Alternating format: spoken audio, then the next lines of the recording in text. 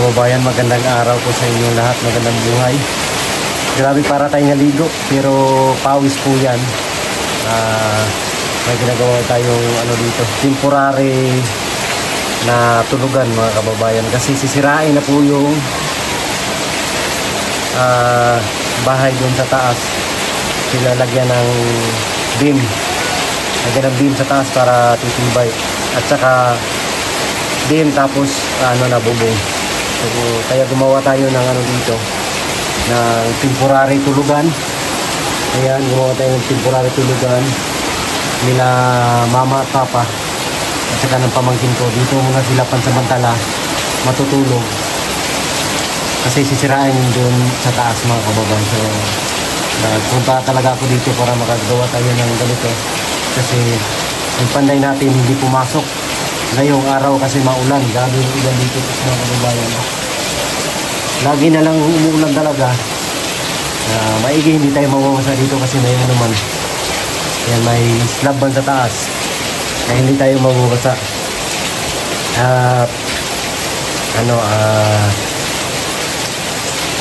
Lunes kasi umpisa na yung pag tira doon sa taas. So, kailangan natin matapos ngayong araw, Sabado ngayon. Kailangan natin matapos ito. So, kung hindi man matapos ngayon, kunti na lang yung mga attach dito. So lang naman ito mga kababayan, temporary. Tapos sahig at saka dingding lang yung kailangan kasi meron na itong bubong yung slab. Ayan. Yun lang yung natin. Kahit hindi na masyadong kahit hindi na siya masyadong plain o masyadong matibay, importante ay sarado lahat, saka safety sila. So yun yung kailangan lang dito kasi temporary lang naman to. At pagkatapos na mabungungan doon sa taas, pwede din naman silang matulog ngayon mga kababayan. So anuhin muna natin to, panoorin nyo ako kasi huwag nyo nang pansinin kung paano ko ito ginawa mga kababayan, kasi lang to, pabilisan lang. Kailangan malagay yung dingding at saka yung side. Ayan, panoorin nyo lang po ito.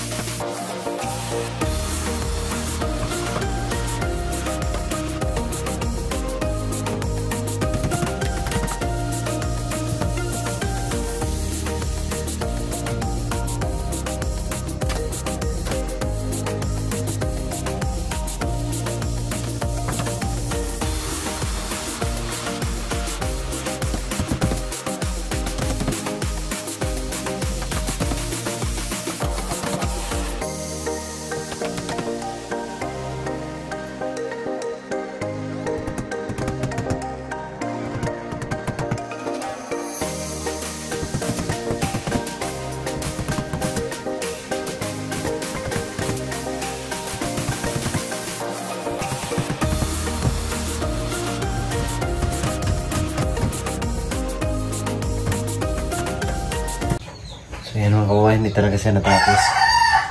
So dito may dingding na dito.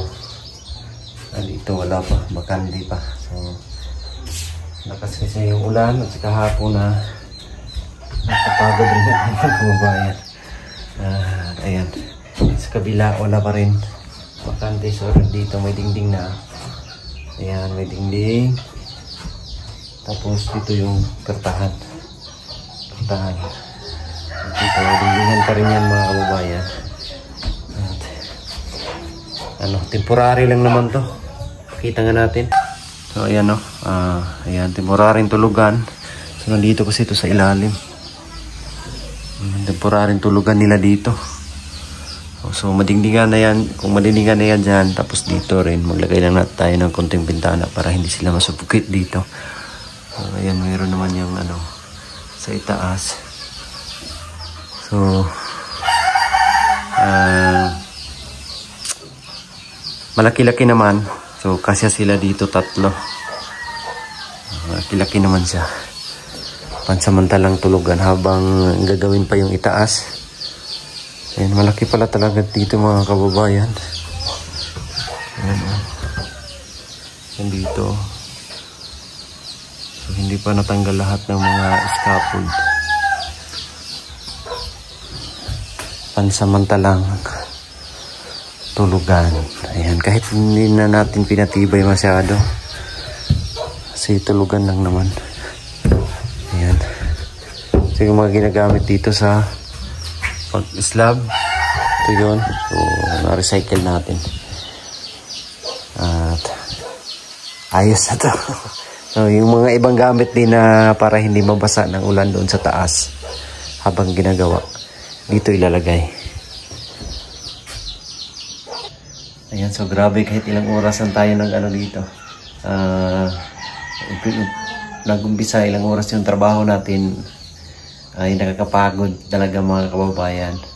At grabe talaga, mabigat talaga yung trabaho ng mga panday. Kaya wag po nating baratin. So matagal-tagal din akong hindi nakapag-panday. Yung ginagawa ko ngayon is nito na lang. So busy din kasi tayo mga kababayan sa pag-mission. Siyempre katuwang ni Pugong Biyahero sa mga lakad, sa araw-araw, pag-mission dito sa Mindanao, particularly dito sa Bukidnon, Davao, Agusan, Surigao, Davao del Norte, kahit saan parte dito. Kaya tayo katuwang hindi na tayo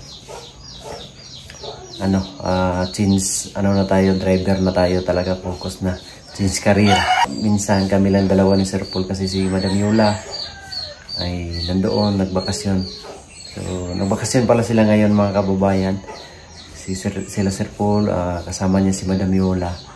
Nagbakasyon sila sa Mindoro. So tayo naman dito ay umuwi. Parami din akong mga gagawin dito mga kababayan kasi may mga trabaho din tayo sa bukid o sa uma. So, kailangan din natin bisitahin para makita natin ang mga pinapagawa natin doon, na kung alagaan ba mabuti yung mga pananim natin kasi sayang pag mamamatay, tanim na naman tayo uli. So pag mamatay yung mga pananim mo, back to naman tayo, back to start o balik umpisa. Kaya kailangan maalagaan mabuti para magantay na lang tayo mamunga. Kasi kung pag mamatay yung mga pananim natin, yung mga nakaputan o natabunan ng mga damo, mamamatay yun mga kababayan. Kailangan linisan din yan. Kailangan na alagaan para hindi mamamatay at magantay tayo na mamunga. So balik umpisa talaga pag mamatay siya. Kaya yung ginagawa ko, bumisita-bisita dito pag uwi. Kung makauwi tayo, talagang pinupuntahan ko yung bukid natin. At dito naman ay talagang nakapokus sa kanyang uma. So meron siyang merong mga habilin si Sir Paul sa kanya. Mga pamigay yung mga packages. So nandoon kasi sa kanya dinadala natin mga kababayan. Pag may mga dumating ng packages, So dinadala natin doon kay Ibito kasi si Ibito po ay nasa malapit lang ng mga yung lugar ni Ibito, although nasa itaas sila, pero mas malapit sa kanya na makapaghatid sa mga packages. So habang wala si Sir Paul ay talagang umuwi ako dito mga kababayan. So, paminsan-minsan makasama din si Piking Bumoy sa misyon, kasama namin. Minsan tumatanggi din si Ibito kasi may mga, halimbawa mag-harvest siya ng gulay, hindi kasi pwede yun hindi kasi pwede na hindi i-harvest kasi masisira or magulang. Kaya hindi na pwede ibenta pag magulang na siya. Kaya kailangan talaga pag time na harvest talaga yan mga kababayan. Hindi pwede pagpaliban yan. So, pagbalik ni Sir Paul na naman dito ay mag-mission na naman ulit kami sa kahit saan lang kami makarating. Pinapasalamatan talaga natin yung mga kababayan natin, kayong lahat.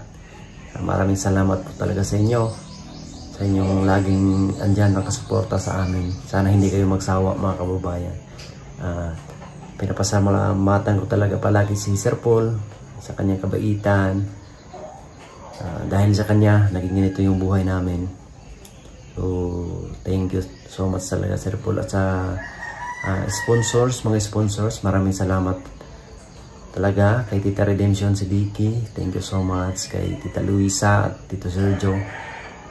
Maraming salamat. At sa mga charity viewers po, thank you sa inyong lahat mga kababayan. So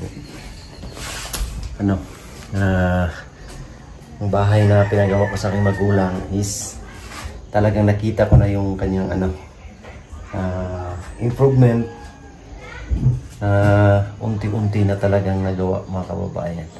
So i-focus ko muna sa ngayon ay dito sa itaas, mapagawa natin, mapaayos. So, kasi dito sa baba mga kababayan, sayang din to kasi malawak din. Pwede gawin kusina dito, pwede gumawa ng kwarto. Basta malawak siya, maraming pwedeng gawin dito. Kaso lang yung budget natin yung ating inintindi o pinagkasya. So hindi pa pwedeng ipagawa dito sa baba.